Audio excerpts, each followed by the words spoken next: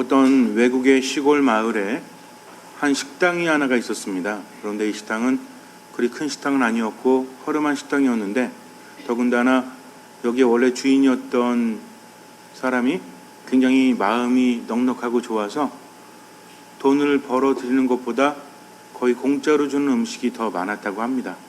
조금만 불쌍해 보여도 그냥 돈을 받지 않고 먹을 것을 주니까 가게가 점점 커가기는커녕 그냥 유지하기도 쉽지가 않았어요.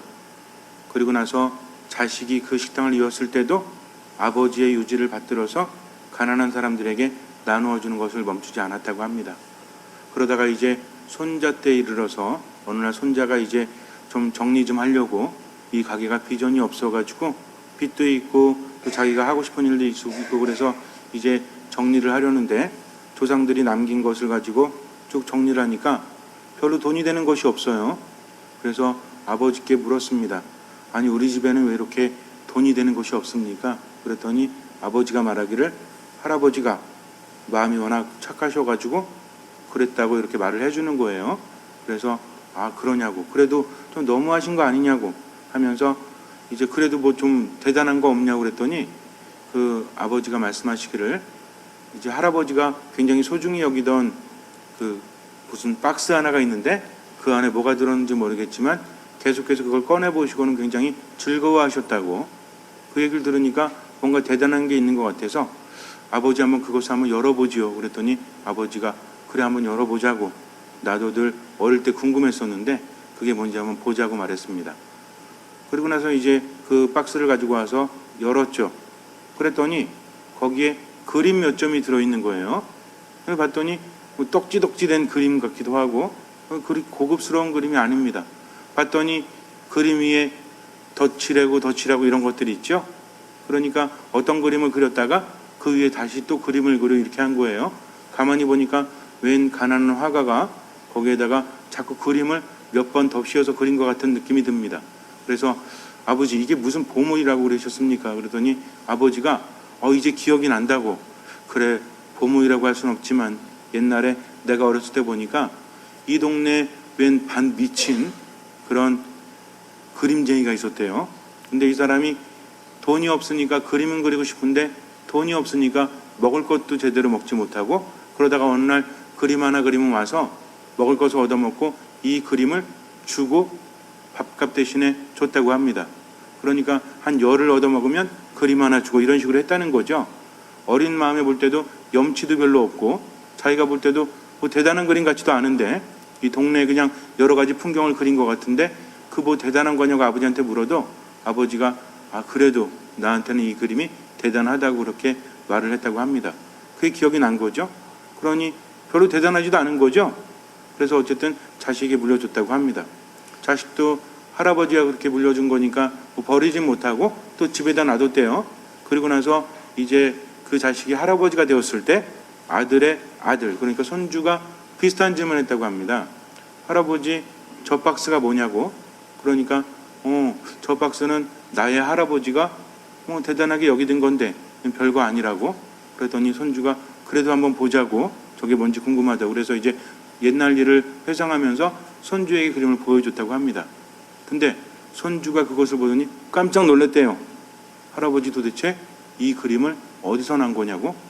그래서 옛날에 반 미친 거렁뱅이가 있었는데 자신의 할아버지가 밥값 대신에 이걸 받았다.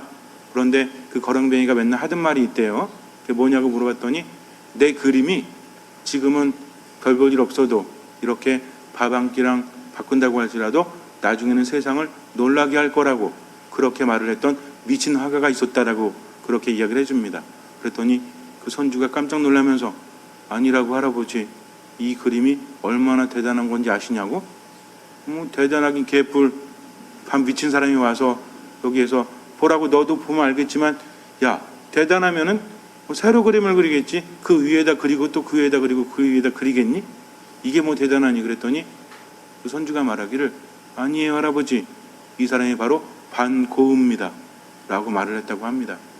반고흐가 약간 반 미쳤다고 했죠. 그래가지고 시골에 가서 요양하면서 그림을 그렸지만 돈이 없어가지고 동생이 이제 뭐 화방 같은 걸 크게 했었나 봐요. 근데 나중에 동생도 망하지 않습니까? 동생이 뭔가를 보내줄 때는 그림을 그리다가 너무나 그리고 싶은데 돈이 없으니까 어떻게 해요? 그린 데 위에다가 또 그리고 또 그리고 유화로 그렇게 했다고 합니다. 그리고 자기에게 고맙게 해주는 사람이나 또는 식당 주인 이런 사람들한테 낼 돈이 없으니까 그림으로 대신 줬다는 거죠. 그럴 때 사람들이 이깟 그림 무슨 의미가 있냐고 말했지만 결국에는 그 그림을 받은 사람들 있죠. 이 사람들의 자손들은 어때요? 돈방 속에 앉은 거죠. 반 고의 그림이 얼마나 하는지 아십니까? 몇십억, 몇백억 하죠. 대단해요. 밥값 대신에 그렇게 받았던 별거 아닌 것이 결국에는 그렇게 되었다는 거죠. 누구 때문에 그렇습니까? 그린 사람이 반 고우기 때문에 그래요.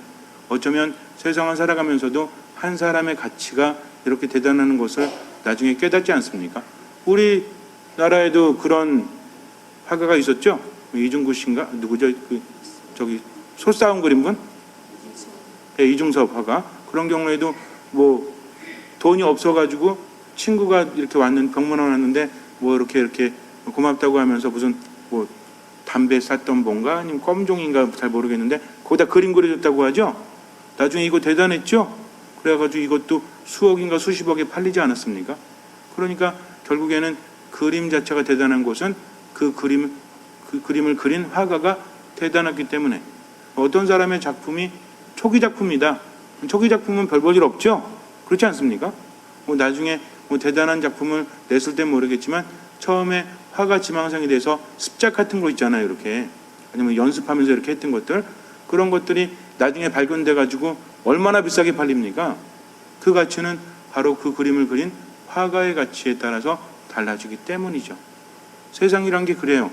한 사람의 힘이 미약한 것 같지만 그 사람을 통해서 세상이 변화되기도 하지 않습니까? 하느님께서 인간을 그렇게 만드셨다는 거죠.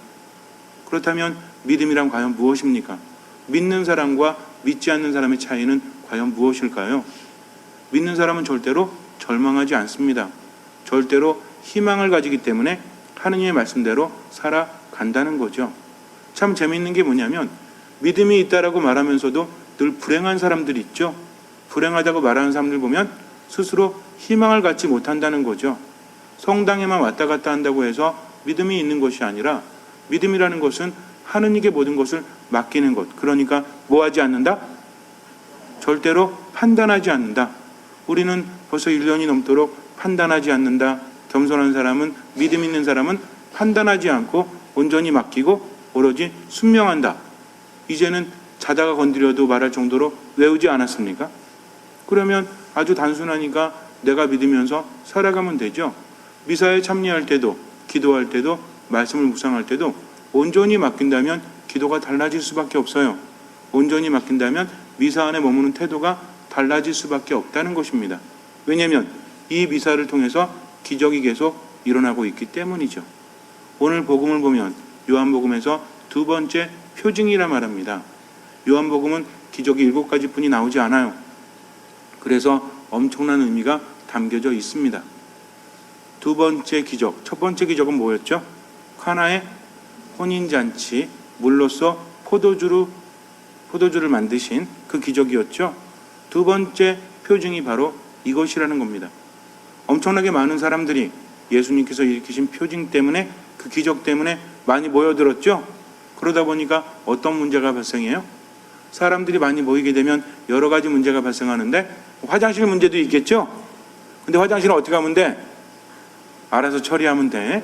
나중에 한번 갈릴레아 호숫가 가보시면 예수님께서 빵 5개와 물고기 2마리로 기적을 일으키신 곳, 또 산상 수훈하신 곳, 행복선언이라고 하죠.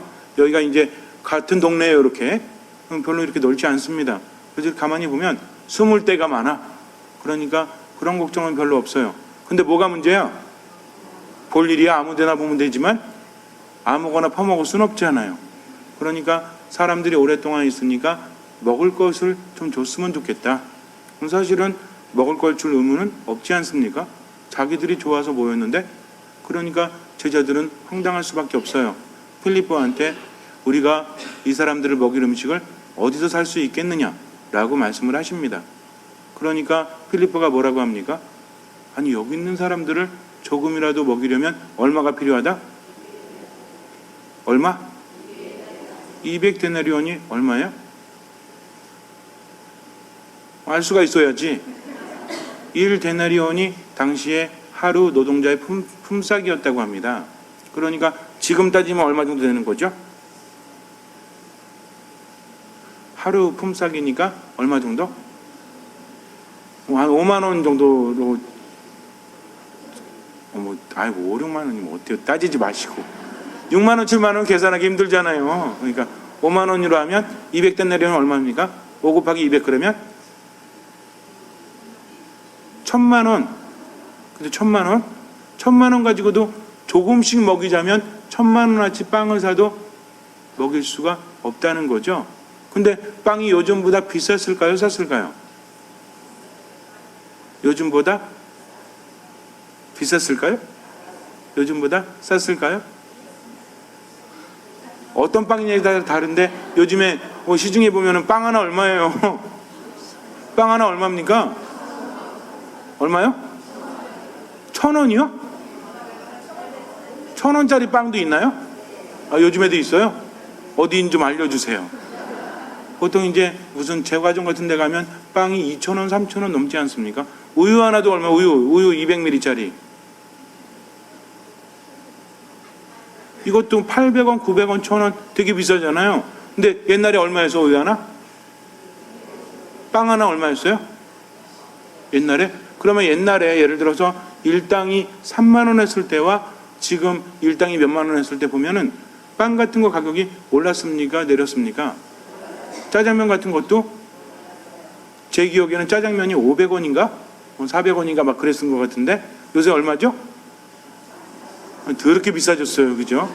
세상에 살기가 힘들어진 거죠. 물론 예수님 시대도 마찬가지입니다. 고급스러운 빵이 엄청나게 비쌌겠지만 그렇지 않은 것은 그렇게 엄청나게 비싸진 않았을 것 같아요. 그러니까 1,000만 원어치의 빵을 산다고 할지라도 여기 있는 사람들이 조금이라도 먹자면 그렇다는 거죠. 근데 배불리 먹자면 얼마? 여러분들 조금 먹는 것과 배불리 먹는 것 양의 차이는 몇 배 정도 됩니까? 한 4배, 5배, 2배, 그러니까 한 3배로 치면 3,000만 원 정도? 이렇게 수치적으로 계산해 볼 수는 없지만 그렇게 생각해 봐도 기가 막히지 않습니까? 근데 예수님이 제자들한테 돈 줬어요? 근데 그렇게 물어보시니까 기가 막힌 거죠. 근데 예수님께서는 진행을 하려고 하세요. 그때 안드레아가 와서 뭐라고 합니까? 여기 웬 아이가 빵 5개와 물고기 2마리를 가지고 있는데 이걸로 뭘 하겠습니까? 가지고는 왔지만 스스로도 믿을 수 없는 거죠. 우리는 믿을 수 있을까요? 예를 들어서 제가 여러분들한테 우리 신자들이 지금 이렇게 있으니까 예수님은 빵 5개하고 물고기 2마리 5,000명이었으니까 우리 1,000명도 안 되죠? 그러니까 빵 1개 이렇게 소보루빵 하나 던져주고 자 나눠 드세요. 원하는 만큼. 그럼 뭐라고 그럴까요? 우리 신부님이 맛이 가셨네 라고 생각할지 몰라요. 왜? 그것이 불가능하기 때문이죠. 그런데 예수님께서는 그 빵을 드시고 어떻게 하십니까? 하늘을 우러러서 아버지 너무 하시는 거 아니에요? 아니 이렇게 많은 사람들 먹여야 되는데 빵 5개하고 물고기 2마리가 웬 말입니까? 이렇게 말씀하세요. 감사의 기도를 올리신다. 에우카리스테인이라고 해요. 감사하셨다는 겁니다. 즉 비록 조그만 것이지만 하느님께 희망을 두는 사람은 조그만 것을 가지고도 절대로 실망하거나 포기하지 않고 감사를 드린다는 거죠. 그리고 나서 사람들이 원하는 대로 다 나누어 줬고 사람들은 배불리 먹습니다. 그리고 남은 조각을 모았더니 12광주리에 가득 찼다라고 우리에게 전해주고 있죠. 예수님의 이 기적은 표징이에요. 여러 가지 의미가 여기에 담겨 있다는 것입니다. 비록 보잘것없어도 주님께서 함께 하시면 그 안에서 기적이 일어난다는 거죠. 믿음이란 무엇입니까? 겨자씨 하나 별거 아니에요. 그런데 그것이 싹을 틔우고 크게 되면 엄청나게 커지지 않습니까? 처음에는 미약하고 보잘것없지만 그것이 커지게 되면 엄청나게 된다는 것이 한나라의 신비요. 이것을 바라보는 사람은 믿음을 가지고 절대로 포기하거나 절망하지 않고 희망 안에서 살아간다는 거죠. 손 하나 움직일 수 있는 힘이 있다면 우리를 통해서 기적이 일어납니다. 눈 하나 깜빡일 수 있는 기력이 있다면 우리를 통해서 기적이 일어난다는 거죠. 어떤 사람이 굉장히 유명했던 사람인데 갑자기 온몸이 마비돼가지고 움직일 수 없었다고 합니다.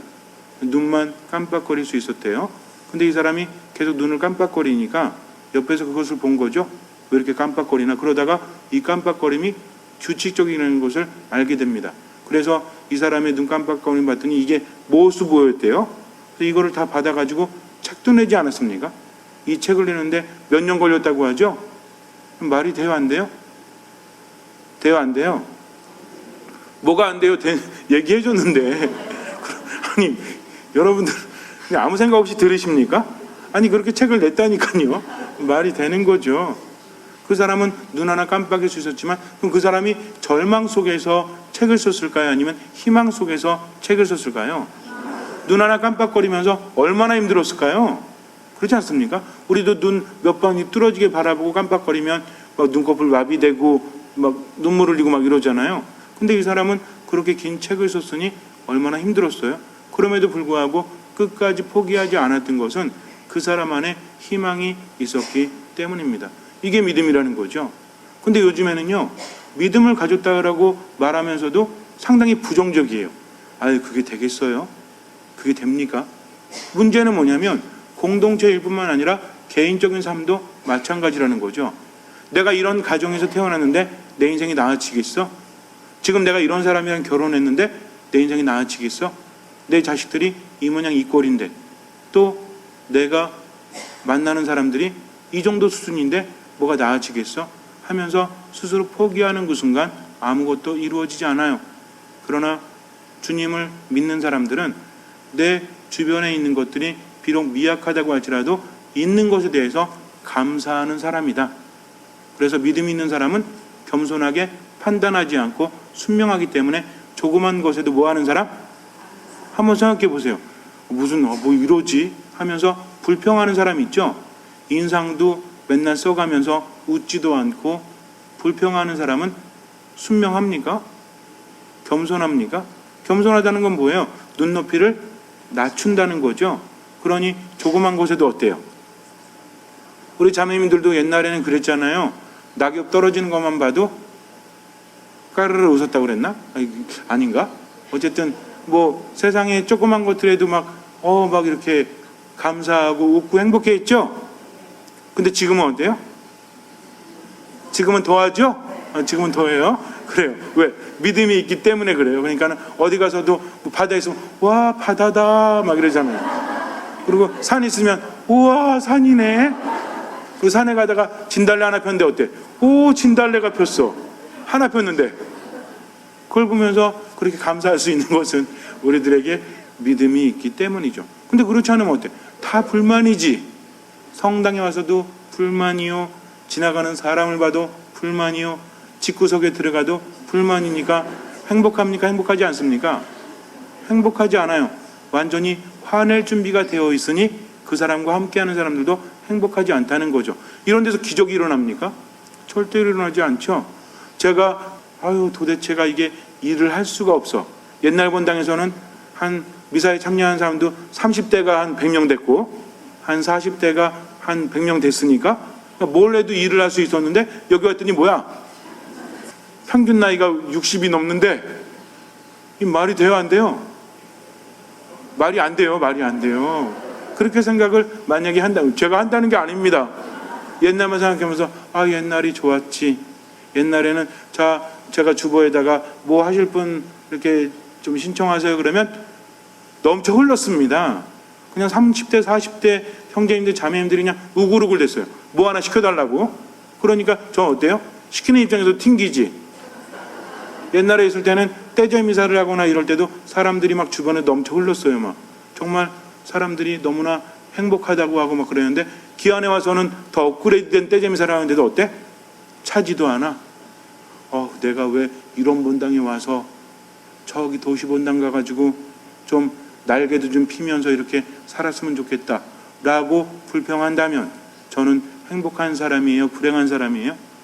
불행한 사람이죠. 믿음이 있는 겁니까? 없는 겁니까? 믿음이 없는 거죠. 그러나 하느님께 감사할 수 있는 것, 때로는 정말 그래요. 미사에 참여하는 분들, 어떤 분은 인상 박박 쓰고 있지만 그래도 그런 분들이라도 미사에 참여하고 있으니 하느님께 감사한 것이 아니겠습니까?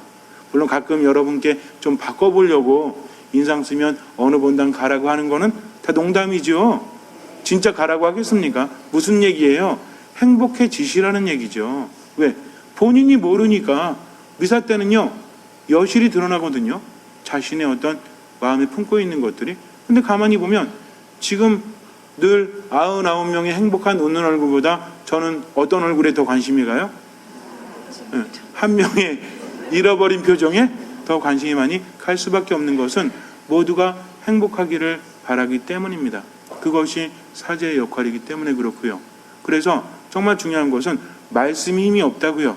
말씀이 살아있지 않다고요. 절대로 그렇지 않아요. 말씀 안에 머무는 사람은 말씀을 통해서 감동을 받고 에너지를 얻고 치유를 받습니다. 미사가요, 뭐냐면 우리가 미사 때 하는 기도 있죠? 성찬례 때 하는 기도를 무슨 기도라고 하는지 아세요? 너희는 모두 이것을 받아 먹으라 하면서 성체와 성혈을 축복하고 축성하고 하는 기도 있죠? 이걸 뭐라고 합니까? 감사 기도라고 그래요. 그래서 감사기도 제1양식, 감사기도 제2양식, 그리고 그 전에 사제가 주님께서 여러분과 함께 하면 제가 노래로 하는 거 있죠? 따라라라라라라라 노래로 하는 거 있죠? 이걸 뭐라고 하는지 아세요? 감사송이라고 합니다. 그래서 감사 노래를 하고 나서 그 다음에 감사 기도를 하는 거죠. 이게 뭐예요? 성찬의 전례가 바로 감사 기도라는 거죠. 예수님께서 감사를 드리셨던 5,000명을 먹이신 기적은 바로 이 성찬의 전례와 연결이 됩니다.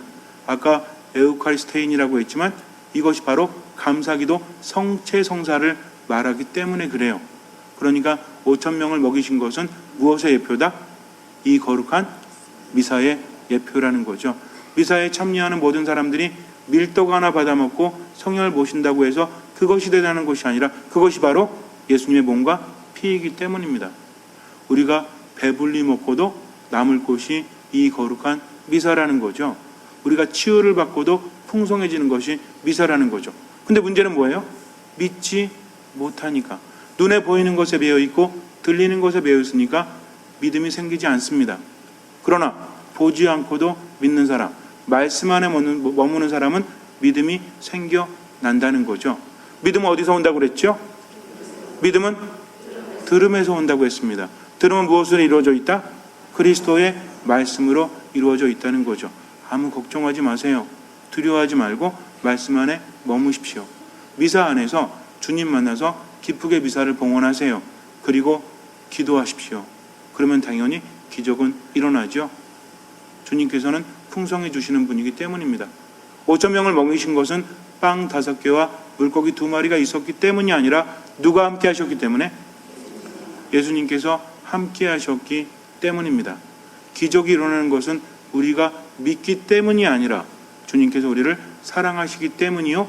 그 기적이 가능한 것은 우리가 믿기 때문이라는 거죠. 이거 절대로 잊지 마세요. 기적의 조건이 2개가 있다고 그랬죠? 하나는 우리들의 믿음이요. 하나는 뭐라고 그랬어요? 하느님의 존재라고 했습니다. 이 두 중에서 어떤 게 더 큰 거예요? 음식이 있어야 배부를 수 있죠? 근데 음식을 어떻게 해야 배부를 수 있어요? 먹어야만 배부를 수 있어요. 그러면 먹는 것은 내가 하는 거지만 음식 자체가 없다면 아무리 내가 먹으려고 힘써도 배부를 수 없다는 거죠. 어떤 조건이 더 큰 겁니까? 음식이 있다는 조건이 더 큰 거예요? 아니면 먹을 힘이 있다는 게 더 큰 거예요? 그렇죠. 아무리 먹을 힘이 있어도 음식이 없으면 의미가 없는 것처럼 하느님이 계시기 때문에 기적은 일어납니다. 그러니까 내가 떠먹는 게 바로 믿음이라는 거죠. 잠시 눈을 감으세요. 포기하지 말고 절망하지 마십시오. 작은 것 하나 있어도 감사하세요. 아침에 눈 뜨면 왼수 같은 가족 보면서도 감사의 기도를 드릴 수 있어야 합니다. 성당에 와서 꼴 보기 싫은 인간 만나도요, 그래도 감사할 수 있어야 합니다. 때로는 몸이 불편해도 살아있음에 감사할 수 있어야 합니다. 때로는 반찬이 맛이 없어도 먹을 수 있음에 감사해야 합니다. 이 모든 것들을 감사할 때 주님께서는 그 믿음을 보시고 우리 삶에 놀라운 기적을 일으켜 주실 것입니다. 아멘.